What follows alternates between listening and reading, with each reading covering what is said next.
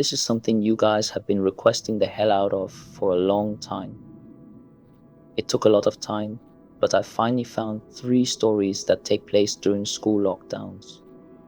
It was a typical boring day in calculus, only it was Friday, 7th period, meaning the week was almost over, and spring break would finally be upon us. So everybody was getting antsy in their seats. I could tell we didn't have a test that day, like a lot of my friends did with their other teachers. Our teacher in the middle of class just decided to start playing games with us on sporkle.com. He was a very laid-back teacher like that.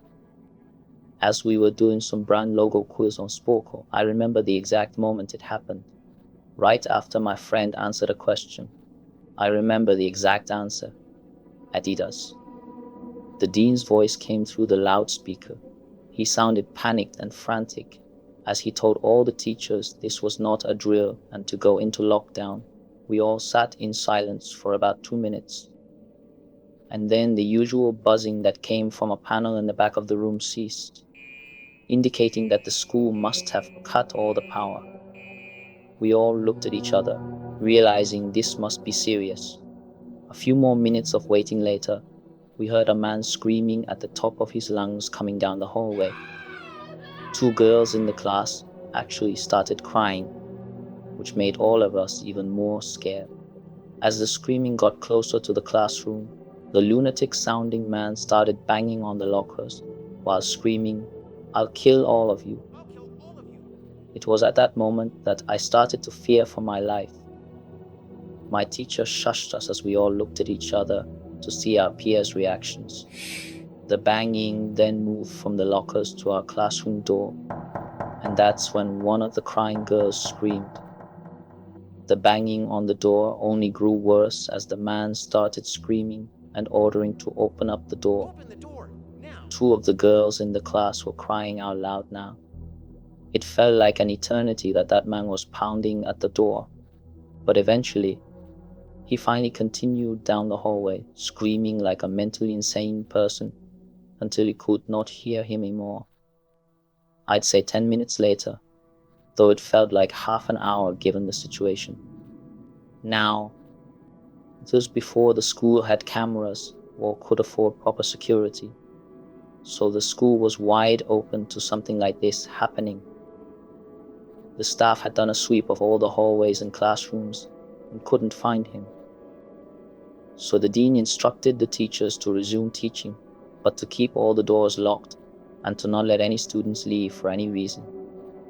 The most disturbing part, however, is that one of the janitors working the night shift found the man sleeping in one of the storage closets near the back end of the school. According to rumors that were spread by my peers, sticking out of his pocket was a .44 Magnum. The janitor must have done something stupid to wake him up, for example, leaving the closet door open, because by the time a police officer could arrive on the scene, the man was gone. My entire class, as far as I know to this day, has no idea if this man was ever found, but I like to think that right now he's being given the proper help that he needs. I'm 22 years old, fresh out of college, and I recently got a job at my old high school as a sort of computer intern in the school basement. The basement of the school is very messy and disorganized, but there is a small 3-person office that's actually very nice down there. It has 3 nice big desks, 2 mini fridges, a flat screen TV mounted on the wall, and also satisfying air conditioning, a luxury the students and teachers can enjoy in the school. And of course, all the school servers and other computery stuff. I got the job because 3 of my old computer teachers flat out adored me. I could actually consider them as real friends, not just teacher figures. So they all helped tremendously in landing me this job. It's been great until something happened a few weeks ago. My 2 co-workers who shared the office with me, Dave and Gary, weren't in the office at the time. They were upstairs working on papers or whatever. I was eating my sandwich during my lunch break when I got a phone call from one of the women in the front office telling me the school was on lockdown and that somebody possibly armed had entered the school. There wasn't much that I could do other than turn off the lights because, surprisingly, as nice as this little office was, it didn't have an actual door to it, just a big opening. And the door to the whole basement didn't even have a working lock. For my own safety, I did turn off all the lights in the office and my computer screen. I kept my phone on the desk, texting both Gary and Dave, but they wouldn't respond. I sat down there in the dark, playing games on my phone for like 20 minutes, waiting for the call from up front to tell me to resume working. I had no idea what was happening. I couldn't hear what was going on upstairs from down here, but I was not allowed to make any calls until I was informed that the lockdown was over. Then the noisy basement door opened, and the creaking echoed across the basement and into my office. I sat up from my seat, wondering if I should call out for Gary or Dave. I was eager to get some info from them. Someone then came running down the stairs, and their footsteps were approaching my office. I pushed away my chair and crawled under my desk. Somebody entered the office but did not turn on the lights. There was just silence. I can't even describe the fear I was experiencing. I felt like if I made one sudden noise, I'd be a dead man. Suddenly, my phone dinged as I got a text message. I felt my entire world shrivel up and die at that one moment as I clenched my teeth in fear. Footsteps suddenly moved closer to me until I finally dove out from under the desk in capitulation, begging whoever it was not to kill me. Just then, someone grabbed my arm and pulled me up. It was some guy in a red plaid button-up, jeans, and a reddish-black cap. He told me, "It's okay, I'm just down here hiding with you. What's going on up there?" I whispered to him, but he kind of ignored my question and asked me if there was an exit down here. I told him, "Yeah, around that way." Before he could do anything else, I asked him, "Who are you?" There was a brief moment of silence before he started explaining he was coming in to pick up his son when a teacher told him to hide. After his explanation, I checked my phone and saw the text I received was from Dave. It said, "This is crazy. Some guy with a gun shot Mr. Buckley. He's wearing a red shirt and hat. Whatever you do, don't come upstairs." I was about to reread that text out loud to the man until I realized I looked up and felt my stomach sink. The man seemed to catch on to my suspicious stare. Panicking, all I could think to do was to run for the upstairs. A gunshot echoed through the basement, and I could hear the bullet ricochet off something metal in the darkness. But thank God the bullet missed me, and I made it upstairs. It was later determined that the man and Mr. Buckley had some beef for whatever reason, but that was never revealed. All we know is that Mr. Buckley couldn't have done anything that would have warranted this kind of reaction, and I know that the sound of that gunshot will forever echo in my mind. My school has 2 lunch periods. The first lunch period is for all 6th graders and some 7th graders, while the second lunch period is for the other half of the 7th graders and all 8th graders. The lockdown happened in the beginning of October. On the day the lockdown occurred, it was overcast and rainy. During the first lunch period, I heard 4 loud booms. I personally thought it was thunder, but the entire lunch crowd started screaming. I was thinking those kids were just serious pussies. But the campus security came in and started yelling at people to go into the multi-purpose room.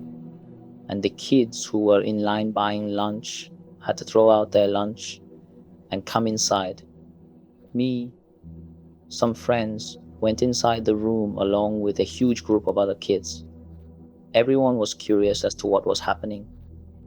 Our multi-purpose room is huge, and the back wall of the room is made of see-through glass.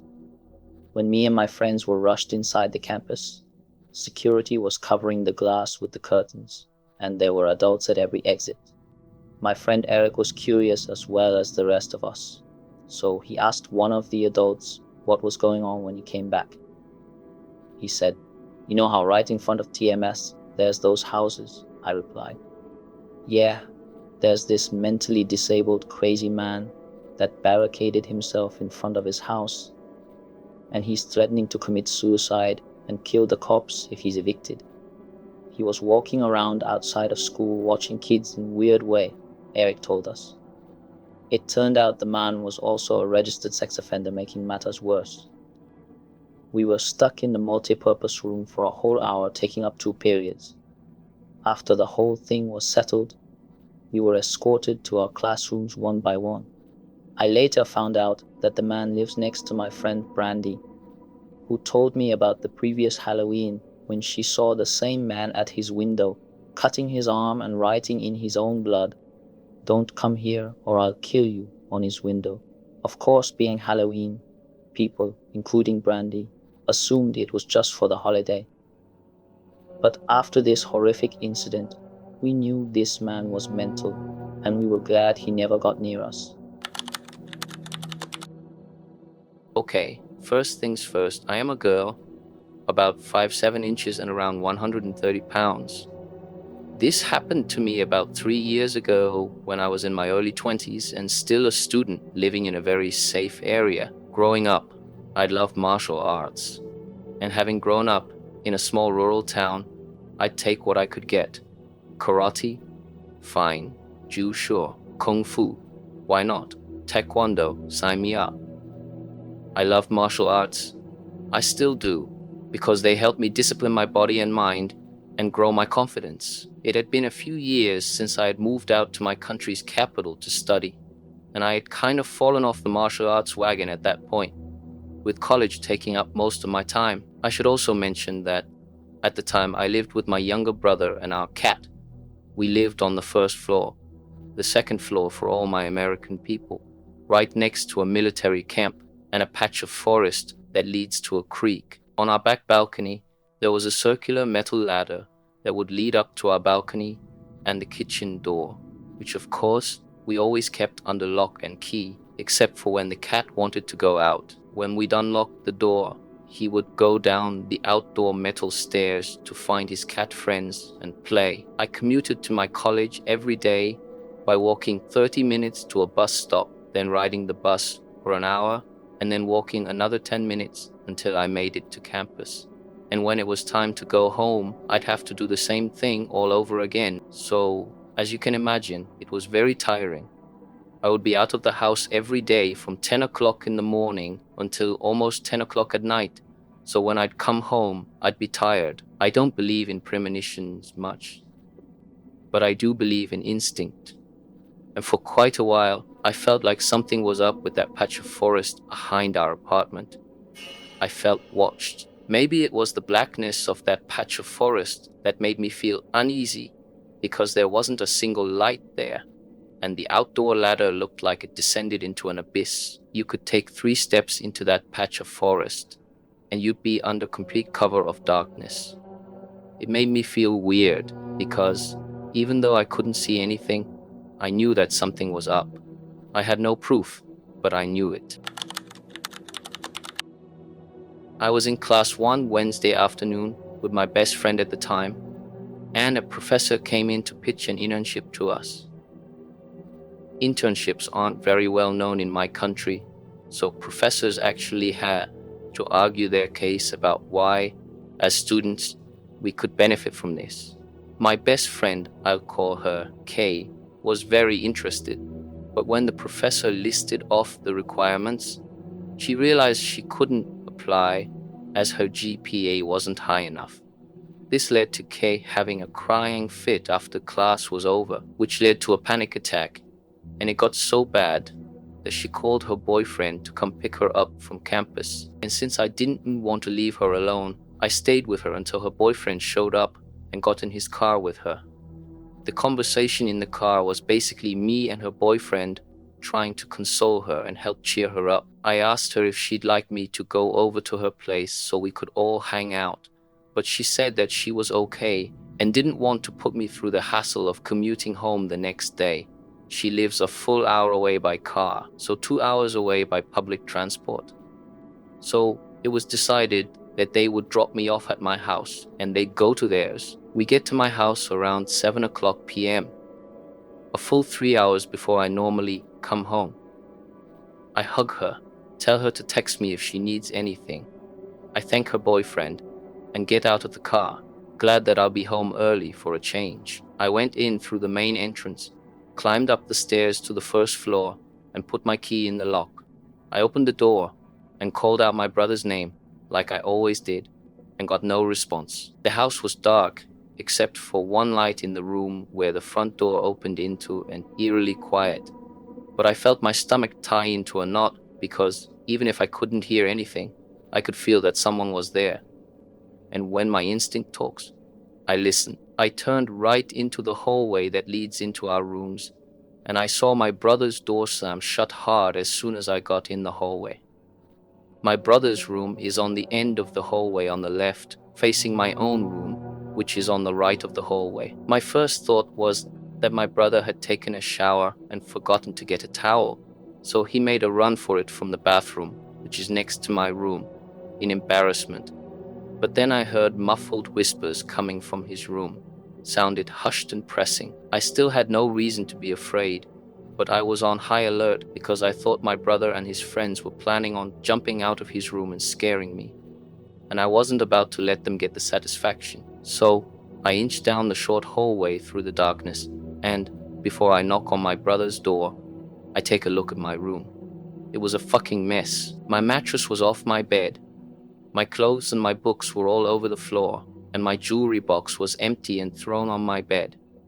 All in all, it looked like a tornado had gone through there, and the hushed whispers in the next room sounded extremely pressing and anxious now that I was close, because though I had tried to tiptoe as silently as possible, my steps had been audible. I realized what was happening, and I went ballistic. At that moment, I fucking lost it.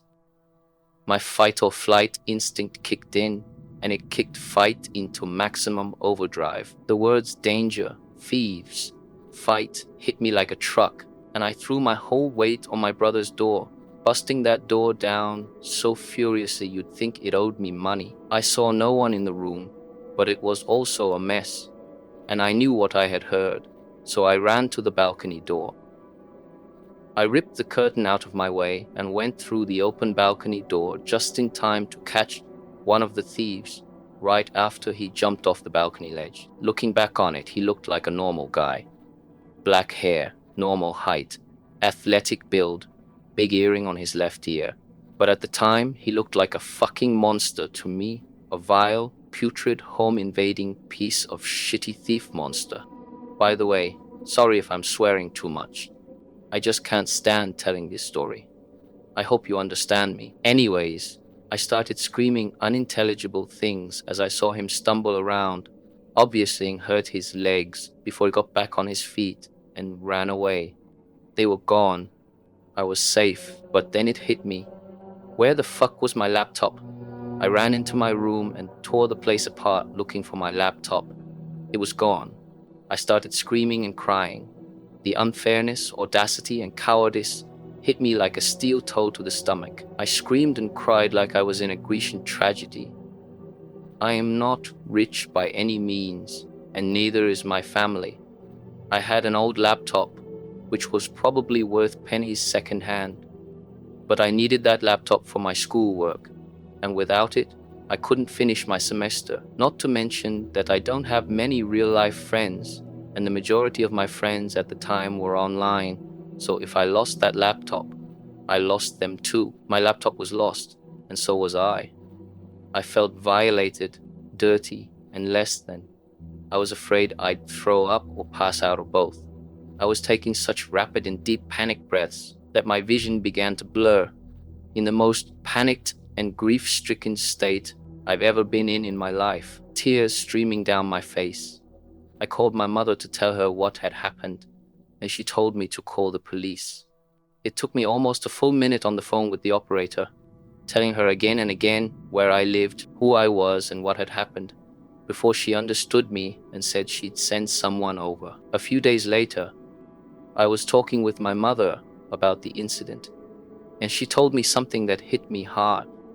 I come from a pretty much trilingual household, and she told me that when I called her that night, she couldn't make out what language I was speaking because I had been so panicked. Makes sense why I had to repeat myself over and over to the operator. I started running around the house like a lunatic, checking every door and every lock in a frenzy until I got to the kitchen and saw that the window had been broken.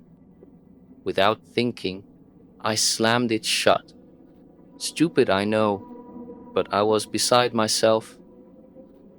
I wasn't thinking straight. My brother came home a few minutes later, and when he came in, he saw me panicked, crying my eyes out and speaking almost unintelligibly. He came to the bedrooms and saw the damage and told me to go sit in the living room and calm down. I did as he said and tried to calm down, but I jumped to every sound and started crying worse, telling him I was sorry that I got home too late and that our laptops were gone. The house seemed so big to me at those moments, so dark and so hostile, and I felt so small and helpless. My brother called me over to my room and showed me a pillowcase full of something, and when we looked inside, we found both laptops, all my jewelry, all of it, my old phone, and some other stuff. They had been right in front of me the whole time, but I was so messed up that they didn't even register. The police eventually came about an hour later and did what they did, so my brother and I took it to the police station and filed a report of the incident. And since I had seen half of one of the culprits' faces, they asked me to come in for an identification. They even sent over someone to dust for prints. Nothing ever came of it. The police said that since they didn't even have a backpack to put the loot in and resorted to using one of our pillowcases, they were almost 100% junkies. We had the outdoor metallic ladder ripped off our kitchen balcony, much to my cat's displeasure, since that's how they got in. We also installed several motion detecting lights. For the next few months, I was constantly on edge, and every time I passed near some suspicious characters who hung around near my usual bus stop, I felt a violent rage boil in me. I caught myself looking for the man I had seen, ready to beat him within an inch of his life, but I never saw him or heard his creepy whisper again, and my brother and I moved away from that apartment a few months later because I never felt comfortable in that apartment again. I picked up kickboxing, and because it has made me stronger, it has helped me feel safer, and I also always carry a knife with me now. I still think back on that encounter and realize how fucking stupid I was. What creeps me out the most is knowing that that night there had been nothing but a thin plywood door separating me from two potentially dangerous men. Even if I know that me busting in my brother's room like a lunatic is what scared them off because of how stupidly fearless I was, I also realize how bad it could have gone. They could have had guns, they could have had knives, they could have had pepper spray or a chain or whatever. And there were two of them and only one of me. And if they ganged up on me, even with the adrenaline having turned me into Doom Guy, I don't know how much of a chance I realistically stood against two men high on whatever they were on and desperate enough to break into an apartment and stuff loot in a pillowcase. Had they been willing to put up a fight, this would have ended very, very badly for me. What I do know is that I probably still would have busted in there like Doom Guy. So to the creepy, cowardly bastards who dared break into my apartment and tried to rob me and my brother and ended up traumatizing me so bad I had to move, fuck you both. I hope for your fucking sake we never meet again, because I've been kicking that sandbag for 2 years now and picturing your face every single time.